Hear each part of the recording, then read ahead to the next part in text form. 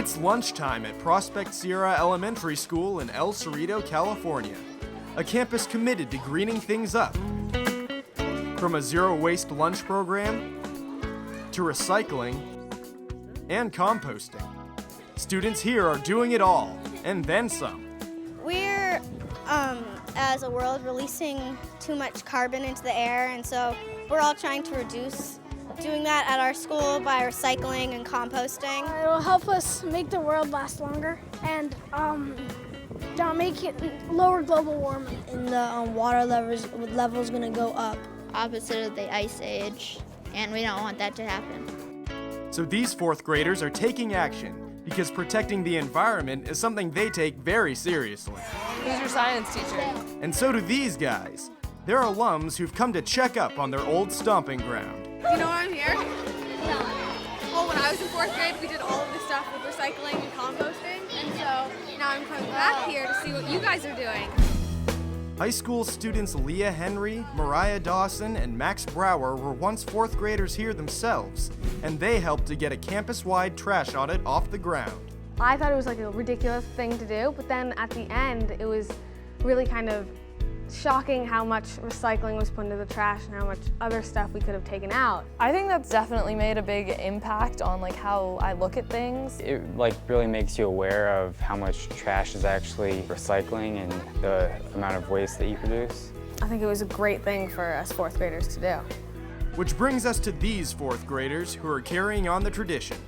After filling up on lunch, they get their marching orders. Let's go to Mrs. Puckett's office. First up comes collecting trash from bins around campus. There we go, right there. Right now we're doing an all-school audit where the fourth graders are taking all the recycling, compost, and trash cans from each one of the classrooms and the staff room, and we're going to sort through it and see if people are recycling, composting, and putting the right things in the right bins. And if we're not, then the fourth graders can go in the classrooms and teach them what to put in, how to do better. Then the sorting and weighing begins.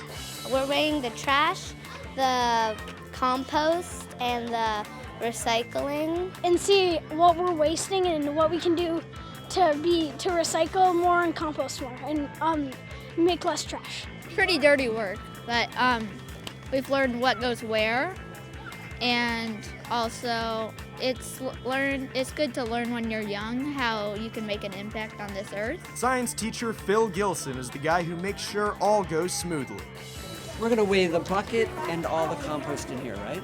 The big part of this is really trying to teach kids about what is a carbon footprint. So a lot of people hear these words, carbon offset, carbon footprint, global warming, but we don't really quite understand how these things are actually connected, how they're connected with us when we're eating our lunch. So just how much waste does the average school create? That's what we asked Mariah's mom, Deborah Moore. She's the executive director of the Green Schools Initiative. The Green Schools Initiative is a nonprofit, and we work with K-12 schools to engage students in reducing the environmental footprint of their school.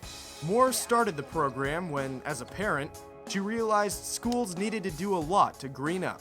A typical size school generates about 2,000 tons of carbon a year, generates about 19,000 pounds of garbage per year. Food waste makes up about half of a school's waste stream. Then there's all that paper. An average size school uses about 3 tons of paper a year, and if we multiply that by 125,000 schools, it ends up being the equivalent of about 6 million trees a year. So what have these guys found out today? We're finding food scraps and pieces of paper and stuff where they're not supposed to be. We're learning what the other classes need help with, and the kindergartners need a lot of help. The process is really about changing habits. It really carries through, because I know even in my life now, whether I'm conscious about it or not, there's always kind of something in the back of my mind saying oh, you should be composting, you should be recycling. And the big ones are probably paper and cans, because those are, you see in trash cans all the time, but those are the easiest things to just throw in a recycling bin. It's a lesson that brings generations together to clean things up.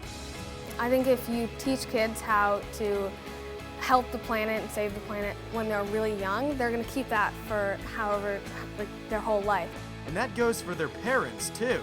I'm going to tell them all about this tonight. Yeah, And my brothers I'm gonna too. teach my little brothers too. So from digging through the trash, making sure they're not creating as much of it to begin with, these guys have a message for us all. I just hope everybody recycles and composts and puts everything in the right place and tries to reduce the amount of garbage. The environment is always better with less waste, and whatever you could reuse is it's always good.